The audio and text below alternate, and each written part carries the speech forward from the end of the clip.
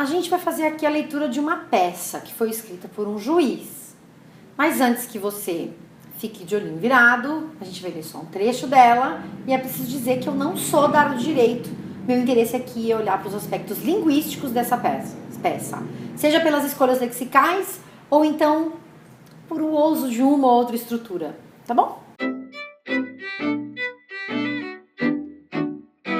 Talvez você já esteja familiarizada com o caso que aconteceu essa semana aqui em São Paulo, de uma mulher que foi surpreendida por um homem que ejaculou nela enquanto ela estava dentro de um ônibus, um transporte público, aqui na cidade de São Paulo. E eu estava lendo as notícias que reportavam o caso, e eu vi que várias delas traziam um trecho muito específico da peça que foi escrita pelo juiz, que deu liberdade a esse rapaz que cometeu esse crime. E então eu decidi olhar a peça inteira para entender se esse trecho tinha sido tirado de um contexto maior e, portanto, a gente podia ter uma interpretação aí diferente, ou se aquilo que estava dito ali nas reportagens era mesmo o princípio do que era aquela peça. Então vamos a ela? O juiz diz assim, ele vai dizer que o caso se adequa, se molda ao artigo penal, que é o número 61, que significa contravenção penal, e não ao 213, que é o crime de estupro. E aí ele vai explicar o porquê disso, e para começar essa explicação ele vai dizer o que é o crime de estupro. E aí ele diz assim, o crime de estupro tem como núcleo típico constranger alguém, mediante violência ou grave ameaça, a ter conjunção carnal, ou a praticar ou permitir que com ele se pratique outro ato libidinoso. Outro ato libidinoso, porque aqui não é só conjunção carnal, masturbação também pode ser entendido como um ato libidinoso. E aí ele está dizendo na sequência que na espécie eu entendo que não houve constrangimento, tampouco violência ou grave ameaça. E aí ele vai explicar por que isso aconteceu, fazendo uso de uma conjunção explicativa. E aqui vai a dica para você que gosta de escrever. Quando a gente faz uso de uma conjunção explicativa, significa que o que a gente traz na sequência explica uma afirmação que a gente fez antes. A gente está explicando alguma coisa. E aí ele usa a conjunção explicativa pois para dizer que não houve constrangimento, pois a vítima estava sentada em um banco do ônibus quando foi surpreendida pela ejaculação do indiciado.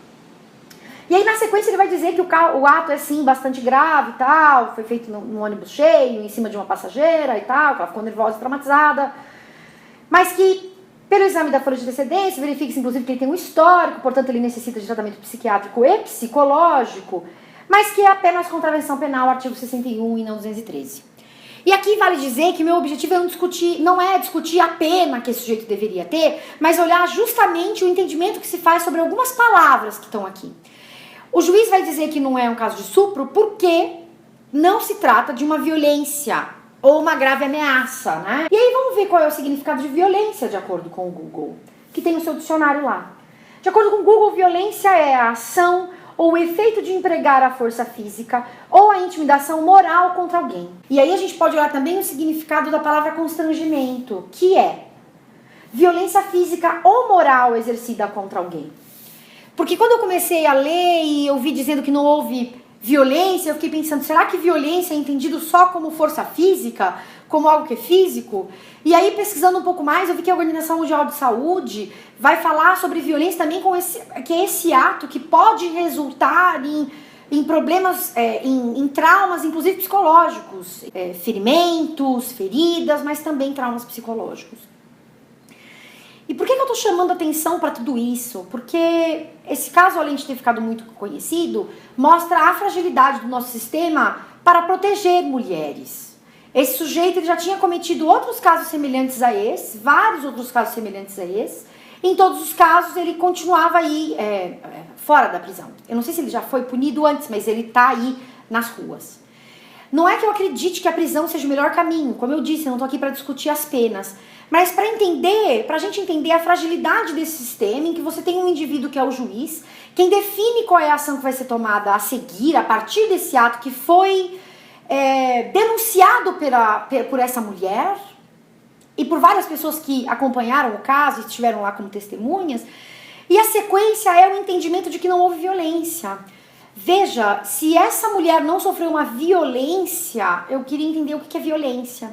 E para mim essa justificativa, o uso dessa conjunção explicativa foi o mais absurdo de todos, porque está se falando pois, explica, a vítima estava sentada em um banco de ônibus. Então quer dizer que não foi violência porque ela estava sentada e ele estava em pé e a ejaculação atingiu ela no pescoço. Então isso não é uma violência. Infringe a sua liberdade, mas não é violência. O que é violência, então? Então, para mim, a reflexão que fica é entender o que significa a palavra violência, entender o que significa a palavra constrangimento. Uma outra coisa que me chamou a atenção também, em que ele sugere, né, diz que a pessoa precisa de tratamento, porque ele averigou que na ficha essa pessoa tem vários outros episódios semelhantes a esse. E aí eu não sei o que é que determina dentro do processo jurídico que ele seja encaminhado para esse tratamento, mas é muito comum na nossa sociedade, quando a gente vê um caso de estupro, de violência, de assédio, a gente diz, mas esse sujeito é um louco, não é possível que seja alguém, entre aspas, normal. E eu coloco entre aspas normal porque o que é normal, né? Mas quando a gente fala, quando a gente diz isso, a gente reproduz um estereótipo, a gente acha que são monstros que estão cometendo agressões às mulheres. E não são monstros, são indivíduos que estão dentro de casa, que tem família, que você acha que está lá pagando de bom almoço e dentro de casa está cometendo atos como esse. A pergunta que fica para mim é por que esse sujeito fez isso tantas vezes? Porque ele tem um problema psicológico ou psiquiátrico? Que ele precisa de apoio nesse sentido? Ou porque ele entende a masculinidade dele de tal maneira que ele pode se masturbar e exercer a sua liberdade sexual em qualquer lugar? Ou porque ele acha que o corpo da mulher é tão público quanto o transporte público? O que faz esse sujeito cometer esses atos? E aí eu li uma notícia muito interessante falando, por exemplo, sobre casos em São Paulo de assédio. A partir de outubro, casos de assédio contra a mulher em transportes públicos vão ser tratados com um curso que vai discutir as masculinidades aí, e essa reflexão sobre o que é essa masculinidade, né? Como ela se expressa na nossa sociedade. E que esse curso tem sido aplicado e que teve uma redução de incidência de 77% dos casos a 6% dos casos. Isso eu achei muito surpreendente, muito importante. Então, de novo, não estou falando que tem que prender, tem que matar, não é isso que eu estou dizendo aqui. É refletir mesmo sobre o que é esse sistema que protege a mulher e que traz um outro olhar para o homem, sobre a sua masculinidade e sobre a maneira como ele deve existir no mundo. E é isso.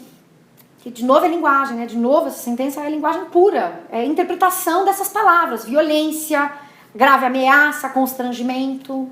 E é por isso que eu falei disso aqui. Se você acha que esse vídeo é de serventia para outras pessoas, não se esqueça de compartilhar. Coloque aqui o seu comentário. Se você é da área do direito, tem textos aí interessantes para que eu possa ler, por favor, traga os links aqui embaixo. E se você ainda não é inscrito no canal, não se esqueça de se inscrever. Que a gente possa pensar mais e agir mais para proteger as mulheres, para que elas tenham uma vida cada vez mais livre e efetivamente de pertencimento aos espaços públicos, sendo elas mesmas não públicas. Beijinho, tchau, tchau.